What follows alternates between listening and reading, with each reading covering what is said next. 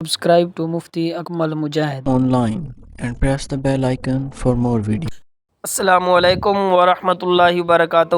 آج ماہ محرم الحرام کی آخری جمعرات کا دن ہے۔ اللہ والے فرماتے ہیں کہ ماہ محرم الحرام کی آخری جمعرات کے دن جس گھر میں بھی یہ تسبیح پڑھی جاتی ہے وہ گھر بہت جلد مالا مال ہو جاتا ہے۔ جو شخص بھی پورا سال اللہ تعالیٰ کے خزانوں سے رزق حاصل کرنا چاہتا ہے، دولت حاصل کرنا چاہتا ہے، عزت حاصل کرنا چاہتا ہے، شہرت حاصل کرنا چاہتا ہے، پھر ہر حال میں اس تسبیح کو آج 25 محرم الحرام آخری جمعرات کے دن ایک مرتبہ پڑھ کے دیکھ لے۔ یہ موقع صرف سال میں ایک بار ملتا ہے۔ اب یہ ماہ محرم کا بابرکت مہینہ بھی ہے، ہم سے جدا ہو رہا ہے۔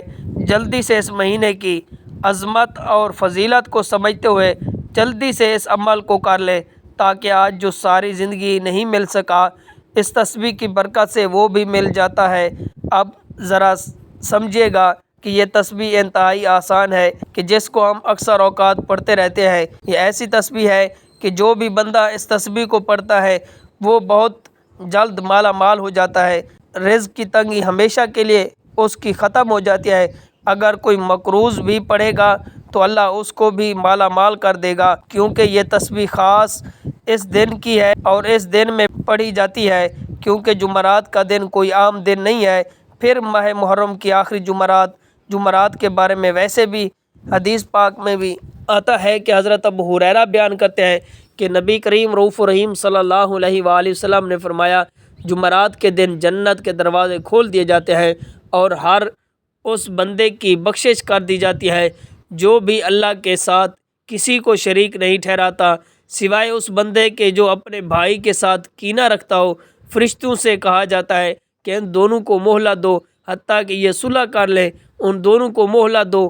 3 مرتبہ نبی کریم رؤوف الرحیم صلی اللہ علیہ وسلم نے ارشاد فرمایا، تو اس سے پتہ چلا کہ آج کا دن اللہ کی رحمتوں کے دروازے کھولنے کا دن ہے، اللہ کی بارگاہ سے خزانے حاصل کرنے کا دن ہے، اللہ کی بارگاہ سے مال و دولت حاصل کرنے کا دن ہے۔ آج ہم نے اس تسبیح کو پڑھنا ہے، قرآن پاک کی اس سورت کو پڑھنا ہے جس طرح اللہ والوں نے بتایا ہے۔ میری بتائی ہوئی تسبیح نہیں ہے بلکہ یہ اللہ والوں کی بتائی ہوئی تسبیح ہے۔ اور وہ تسبیح کیا ہے؟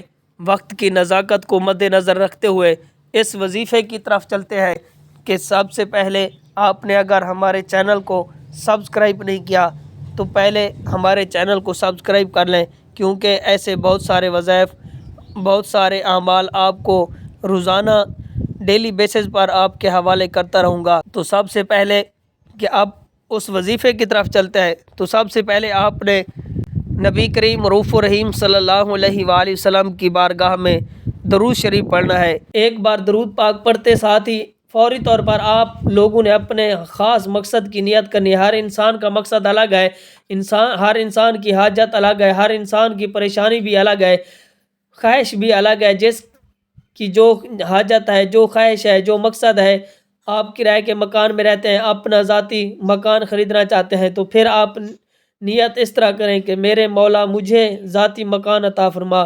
اس طریقے سے آپ نیت کریں۔ اگر آپ بے اولاد ہیں، صاحب اولاد ہونا چاہتے ہیں تو پھر اس طرح سے نیت کریں کہ میرا مولا مجھے نرینہ اولاد عطا فرما، ایسی پاکیزہ اور نیک اولاد عطا فرما جو میری آنکھوں کی ٹھنڈک بنے، دین اسلام کا نام دور دراز تک پھیلائے، ایسی اولاد عطا فرما۔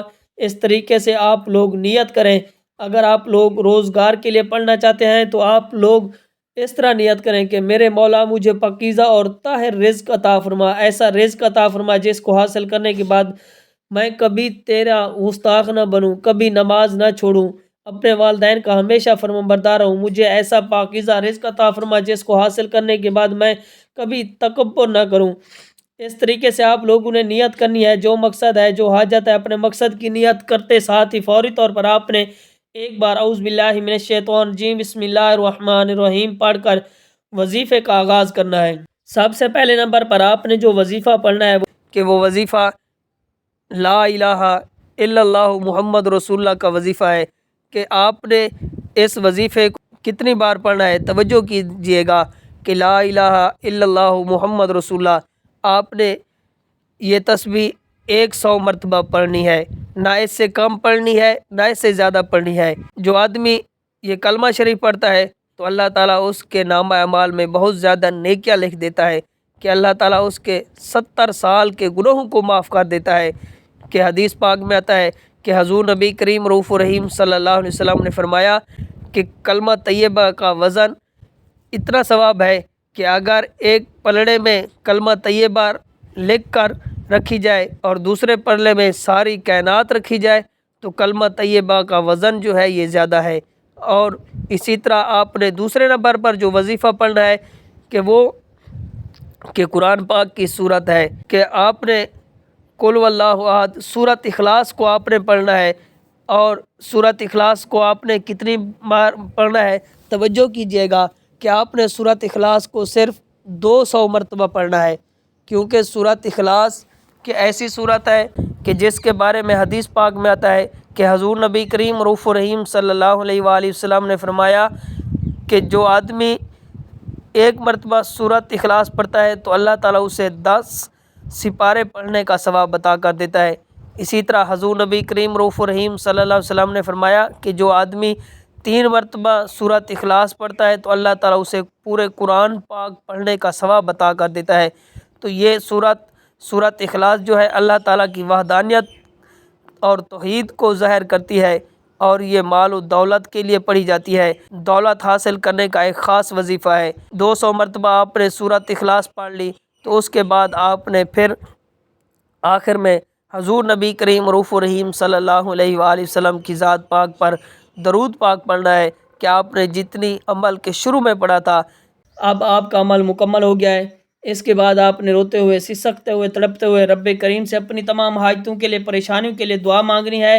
جو آپ کو ناممکن لگتا ہے آج وہ مانگنا، جو انسانی عقل کہتی ہے کہ ناممکن ہے آج وہ مانگنا، ہو سکے تو سجدے کی حالت میں مانگیے گا، کیونکہ سجدے کی حالت میں انسان اپنے رب کے سب سے زیادہ قریب ہوتا ہے۔ آج جو مانگو گے انشاءاللہ مل جائے گا۔